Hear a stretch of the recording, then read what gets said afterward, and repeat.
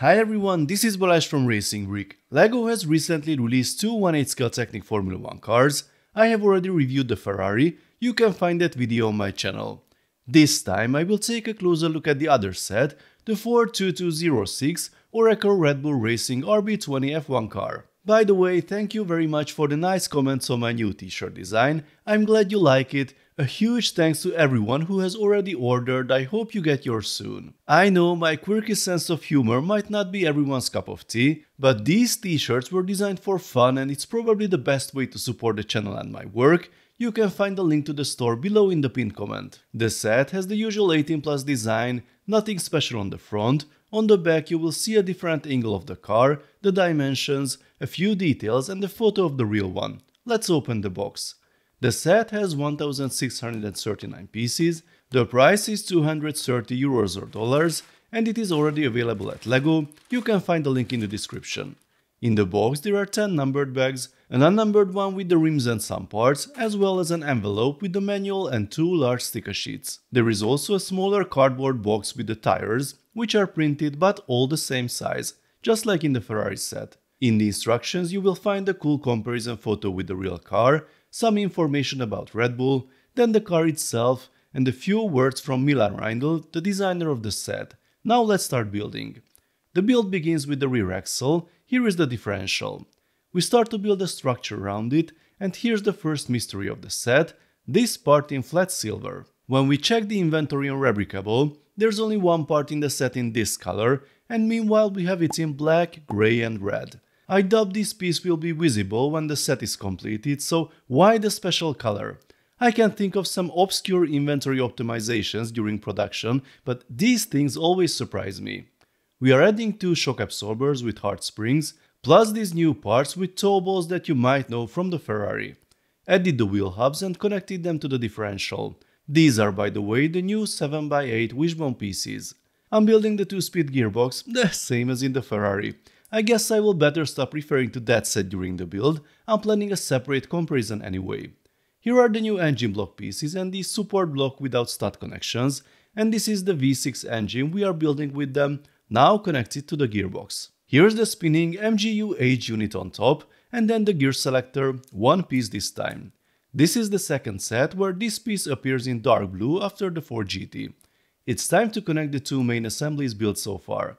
Now you can see how the rear wheels will drive the engine in the two different gears. These are the new 8 module long links to complete the rear suspension and of back too. We are now building the front axle and the shock absorbers with hard springs are black here. There's a lot of reinforcement and here comes the steering rack. This is an important moment for the steering setup and it is not really emphasized in the manual. We have the same situation as with the previous 1/8 scale F1 cars. Because of the number of gears involved in the steering, the alignment of the wheels and the steering wheel will never be perfect, but you can improve it so that there is only a minimal difference.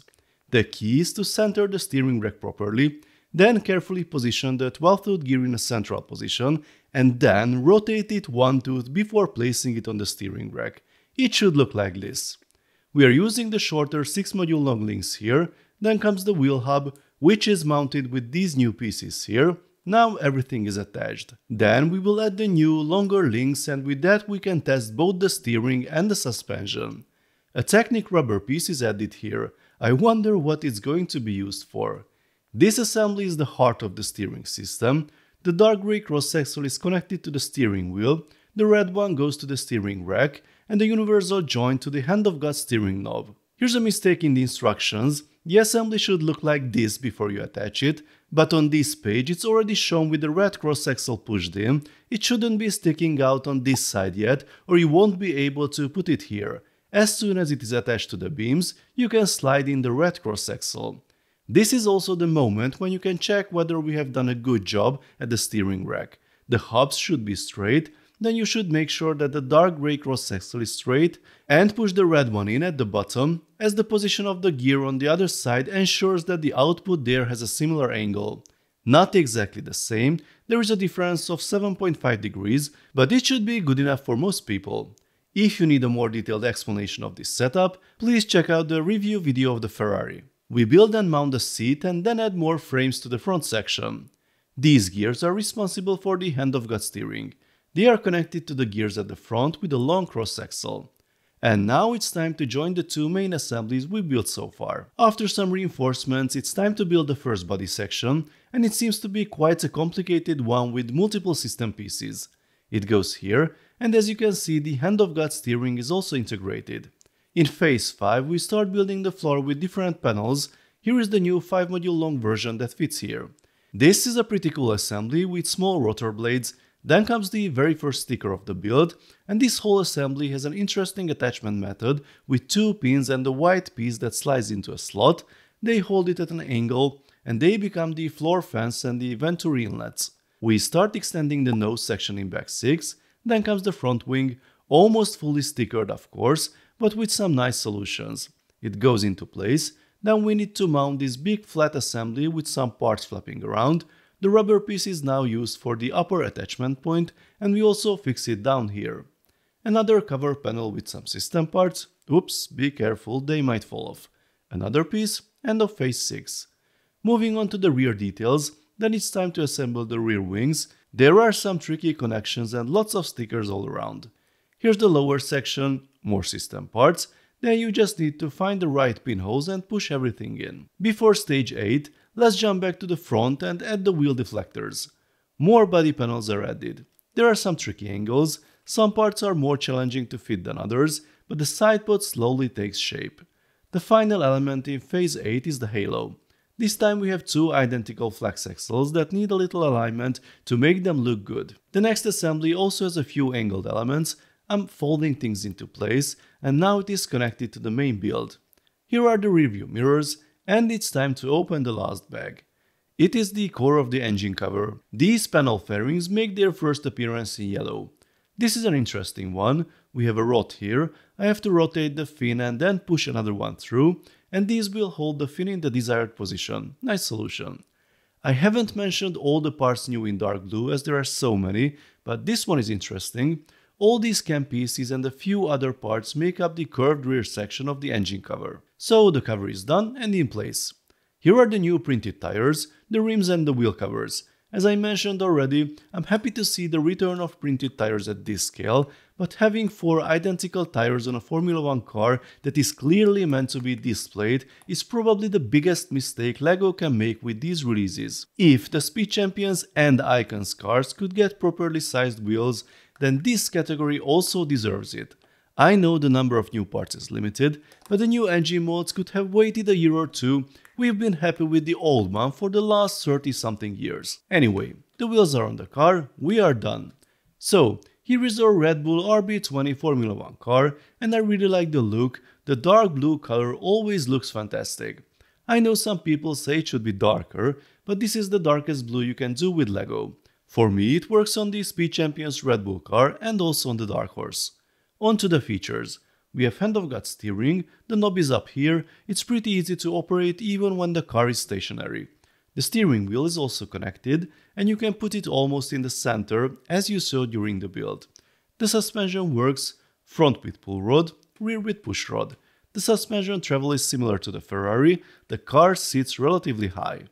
The engine cover is removable. Here is the V6 engine driven by the rear wheels through the differential, and on top you can see the MGU-H unit spinning. The 2-speed gearbox can be operated with this lever here, which is not really accessible when the engine cover is on, but you wouldn't shift gears then anyway as the effect is not visible at all. Apart from this, the rear wing can also be adjusted manually. As far as the look is concerned, I'm happy with most of the solutions. I'm trying to avoid a comparison with the Ferrari at this point, as I want to make a separate video about them, in which I also add the old LEGO F1 cars and some other brands. But let's say that this one looks more complete than the Ferrari, with more details, and the building experience was better as more interesting techniques were used. The only strange solution is probably the one at the rear. I can appreciate the shapes the designer was trying to replicate from the real car, and it works for the most part when you look at it from the side, but the tube shape is very visible when you look at it from above. The Ferrari review received tons of comments about the stickers and the price. This will be also covered in detail in the comparison, but in a nutshell, the Red Bull and the Ferrari cost €10 or dollars more than the Mercedes-AMG W14 from last year, and these have printed tires and in my opinion a better shaping. and that is LEGO's recommended retail price. The Mercedes can already be bought now for €160 and was even available for €130 last year. The Red Bull can be already bought 3 days after release for €180, so I don't think there will be a big difference, at least not between other LEGO F1 releases. As for the stickers, for me LEGO Technic isn't about display pieces in the first place, it's about function and creativity. I think it's good to have the option to add stickers or not, because these two cars are very good parts packs and there are a lot of recolored elements, especially in the Red Bull. If everything would be printed, we couldn't use them elsewhere. But I also understand why people keep pointing to other brands that only offer printed parts and no stickers, and if there's anyone or anything to blame at this point, it's LEGO's 18+ marketing strategy and the change in the Technic portfolio in recent years. LEGO continues to focus on looks and branding in a theme that was all about functionality, but meanwhile forgets to adapt the overall package to the requirements of display sets. That's a shame, because this set is far from perfect, but it offers a pretty good building experience and plenty of useful parts, but still fails to live up to many people's expectations. I promise to talk about this more in the next one. You will be able to see these two cars, also the Technic F1 releases from the last few years, and I still need to build these two from Kada and Rastar to get the full picture. Please let me know what you think about the Red Bull, the build experience and the look. Let's talk about it in the comments section. If you enjoyed this video, then please give it a thumbs up and don't forget to subscribe with notifications because more exciting LEGO videos are coming soon. See you next time, bye bye.